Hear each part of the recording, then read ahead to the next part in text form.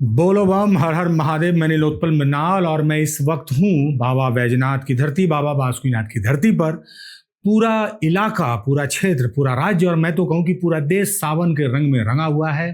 कांवरिया गंगा जी से जल उठा रहे हैं और महादेव पर जलार्पण कर रहे हैं। चारों तरफ श्रद्धा और बोल बम की गूंज है। लेकिन इसी गूंज के बीच में एक चीज जो है, एक सनातनी होने के नाते, एक शिव भक्त होने के नाते बहुत अखड़ने वाली है। मैं देखता हूँ कि सड़क पे लोग खुलेआम गांजा पी रहे हैं, चरस पी रहे हैं, भांग पी रहे हैं, धतूरा पी रहे हैं। और मजे की बात है कि इसको वो शिव भक्ति से जोड़कर बता रहे हैं और बड़े बड़े भक्ति भाव से वो चीलम में गांजा भरते हैं और धुआं उड़ाते हैं और कहते हैं कि ये तो बाबा का प्रसाद है। अब एक लेखक होने के नाते, एक शिव भक्त होने के नाते, एक सनातनी होने के नाते, एक हिंदू होने के नाते और एक भारतीय होने के नाते और एक सजग नागरिक होने के नाते मैं आपसे ये बात कहना चाहता हूं कि आपने किस ऐसे शास्त्र में महादेव का संबंध गांजा, भांग और चरस के सेवन से देखा है? और कहाँ लिखा हुआ है कि गांजा, भांग, चरस और ये जो भांग धतूरा है ये महादेव को प्रिय है? आप महाभारत पढ़ें, आप रामायण पढ़ें, आप शिव पुराण पढ़ें, आप शिव संहिता पढ़ें, आप योग वशिष्ठ पढ़ें, वेद पढ़ें, उपनिषद पढ़ें, जहाँ जहाँ भी शंकर भगवान के बारे में विशेष चर्चा है, कहीं पर भी ये लिखा हुआ नहीं है कि महादेव को भांग, धतूरा, चरस ये सेवन करना प्रिय है, ये वो उपयोग में लाते हैं, कहीं नहीं वर्णित है। और भोजपुरी के गायकों ने तो अलग से एक शास्त्र का निर्माण किया है और हमारे भक्ति का मार्ग ऐसा खोला है कि उसमें से हम कहाँ जा रहे हैं हमें पता नहीं। गायक कह रहा है कि हमसे भंगिया न पिसाई ये गणेश के पापा, हम नहियर जात बानी। इनका कहना है कि जगत जननी लोढ़ी पार्टी में भांग पीस रही हैं और अगर नहीं पीस के दे रही हैं तो बाबा क्रोधित हो जाते हैं।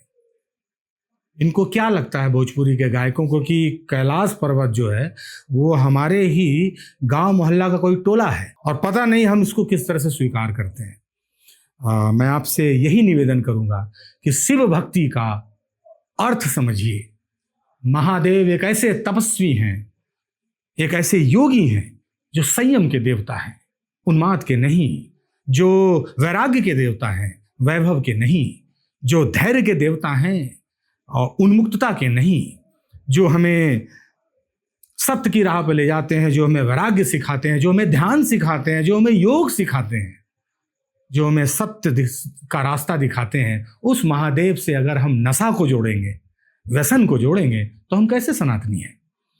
लेकिन आप फिर यही प्रश्न कीजिएगा कि भैया अगर ये बात नहीं है सही तो फिर गांजा, भांग, चरस, धतूरा चढ़ाने की परंपरा का अर्थ क्या है? इसका अर्थ ये है कि जब भी हम महादेव पर गांजा, भांग, धतूरा या चरस चढ़ाते हैं तो हम महादेव से यही कहते हैं कि हे महादेव, हम अपने व्यसनों का, हम अपने तामसिक प्रवृत्तियों का, हम अपने अंदर के लोभ का, अपने अंदर के वासनाओं का, अपने अंदर के सारी बुरी प्रवृत्तियों को आपके ऊपर अर्पित करते हैं भांग, धतूरा और चरस और गांजा के रूप में। आप चूंकि तपस्वी हैं, आप चूंकि अवघड़ हैं, आप चूंकि योगी हैं, एक महान योगी हैं, इसलिए आप पर इसका असर नहीं होता है, तो आप इन सारे व्यसनों का शमन करें।